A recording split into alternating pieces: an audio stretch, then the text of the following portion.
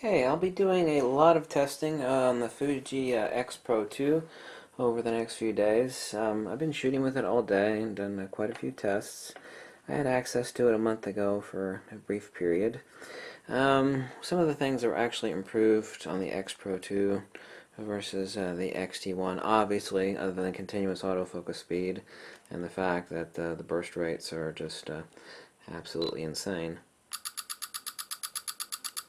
is the fact that a big complaint of the X-T1 is the fact that these buttons do not protrude enough. Serious improvement on the X-T1, on the X-PRO2 over the X-T1 is the increased level, and this is almost flush. Believe it or not, and this is the case, any Asian out there will tell me, is that most Japanese and Asians have fingernails, and a lot of Americans usually gnaw theirs to the bone, and Europeans do, and they have no fingernails, so it pisses off. This is a fact, this is a fact. This is an ergonomic issue that was not originally thought into the form factor of the X-T1, is that they have fingernails, and typically Americans and Europeans don't. I mean, obviously we all grow fingernails, but they let theirs hang out a little bit, and it's just a fact that Americans don't, and that bugged Americans and Europeans, and obviously they took that to heart, because a lot of people didn't like the fact that the X-T1 had issues with the buttons, so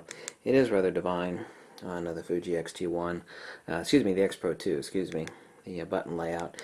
The actual the menu layout is vastly improved. Even though I did not own an X-PRO1, the way it's laid out is a lot more sensible than even the X-T1.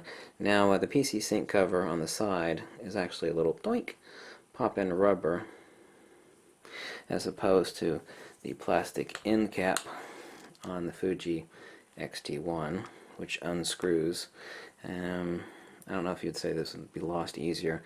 I don't think it would really matter if you lost it at all anyway. I've not encountered any of the issues with lost custom settings as a few other X-T1 users have. I think that was a new camera out of the box. It needed time to charge its internal battery to save those settings. Now, while the viewfinder certainly is a lot smaller on the X-PRO2 than it is on the X-T1, and also the fact that I wear glasses, I've not had any issues or had any thoughts of well, this sucks as far as looking through this all day. But I'm going to do a lot more testing on the Fuji X-PRO2. Another beautiful thing is bring up a shot here, which of course is out of focus and overexposed, is the joystick. I've actually got a test shot here. I could zoom in, I could use the old buttons like you do on the X-T1, but up here we actually have a joystick, and there's also a push button so you can press it in for various other functions. You do not have as many user programmable buttons. You have 3 fewer, I believe, on the X-PRO2 here. The joystick is a wonder. I actually like the ergos on it. I love the fact that the ISO dial you actually lift up on this ring and you turn it to change the ISO right there. And I love the fact that it uses the old time, like the X-T10 that I have. Uses a screw in. You can actually drop one of the machined aluminum buttons in there for big soft shutter release, or you can actually use an old time cable release. I've actually found it quite a nice little camera. I'm going to do a lot of testing, and a lot of you give me a lot of ideas to check. They did improve also. Complaint was this rubber side door on the X-T1 was floppy after a lot of use, with your hand.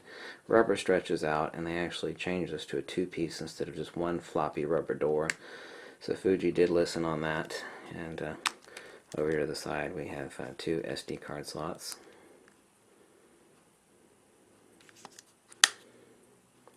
Same battery as the X-T1. I actually can't think of any ergos that I dislike on the X-PRO1. I keep the X-PRO2. It's been late. I can't think of any ergos on the X-PRO2 that I actually dislike. It's actually starting to grow on me a lot, and I'm a person that is very easy to criticize something, and I actually can't really find criticism other than the fact that it obviously does have a smaller viewfinder, and yeah, you can't install a vertical grip on it, but it's a rangefinder camera. As far as the viewfinder, and the display that's actually displayed in there when you it shows you what your lens crop is going to be is actually lovely. A lot faster continuous autofocus than I believed, and also, well, I would never buy this thing for its a video capability. It's actually video capability. It was rather stunning. The audio, especially in focusing, and the audio in general, was an improvement on the X-PRO2 here over the X-T1. I frankly don't give a darn about that. A lot of people care about it a lot. I just don't care.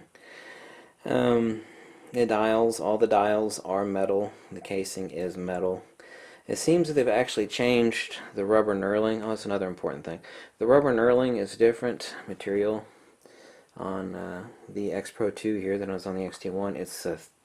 It's thinner on the X-PRO2, and it has a different texture. This is thicker and softer and gummier, and this is thinner and definitely tougher and has a different consistency on this. It is less grippy, but it also means it holds less dust. You all know that heavily rubber material that basically collects any form of dust or lint that hits it like a fly trap does. The buttons are definitely a huge improvement on the X-PRO2 over the X-T1. And check the prior video where I did some high ISO low light tests. You've got basically a stop and 3/4 to 2 stops better performance on the X-PRO2. Same, ultra low light, high ISO 6400, using the exact same lens. I'll test other lenses, but I can only do so much in one day. Only so much. But, I actually find it a lovely camera, and I think it's a keeper. This one came from Camera Quest. At cameraquest.com is where I snagged it, and a few lenses, and very good delivery time, and great service from Camera Quest. And check out their website if you want to, and it's shop.cameraquest.com or cameraquest.com.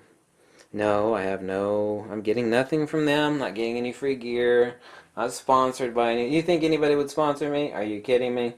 No. So I don't want anybody's minds going down that route. But anyway, the X-PRO2, I'm actually a lot happier with it because I'm not a rangefinder person. I'm not a rangefinder person. I mean, I've said that many times, and that still holds to be true, but I actually think this one is a winner, and how it's laid out, I really do think it is a winner. Absolutely do. And yeah, 24 megapixel sensor, and much faster continuous autofocus, certainly so. And the ease of use as far as going through the menu system is actually really nice on the X-PRO2. It's a lot more intelligent. Not that the X-T1 is not intelligently laid out, but it's more intelligently laid out on the X-PRO2. Format card. Which card? Sony doesn't have that. It's not going to ask you which card. Right now I've got a slow card in here. The format's slow, so it's not the camera. That's the stinking card that I've got in there. But, anyway, love the joystick too. Especially love the little joystick. Thanks for watching, and tons more reviews to come on the X-PRO2.